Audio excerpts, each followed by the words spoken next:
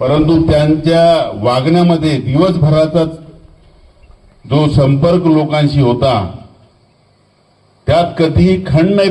सागर कैलासराव, उपस्थित सर्व पक्षाचे पदाधिकारी,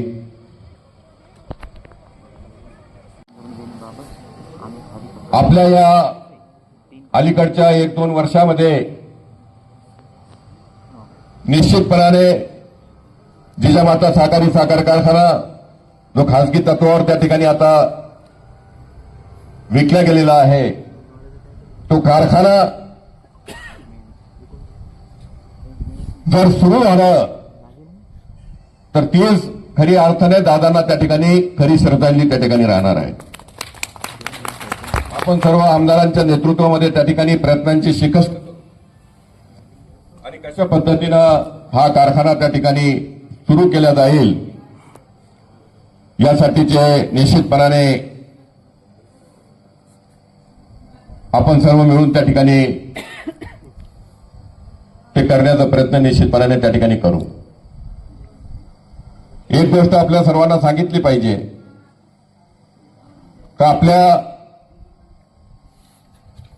महाराष्ट्रामध्ये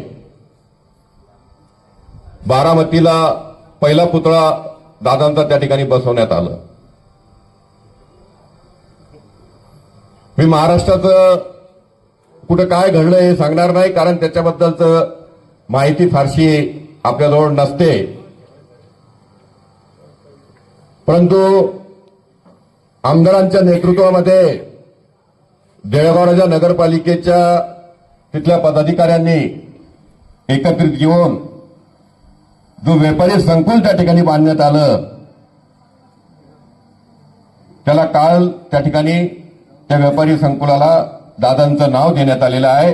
ही अलीकडच्या जिल्ह्यातली ही पहिली घटना आहे त्या ठिकाणी. असं म्हटलं तर त्या ठिकाणी ते चुकीचं ठरणार नाही. अजितदादा अमर रहे, अमर रहे, अमर रहे. अजितदादा अमर रहे.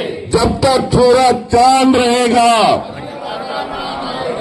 जब तक सूरज चांद रहेगा. थँक्यू.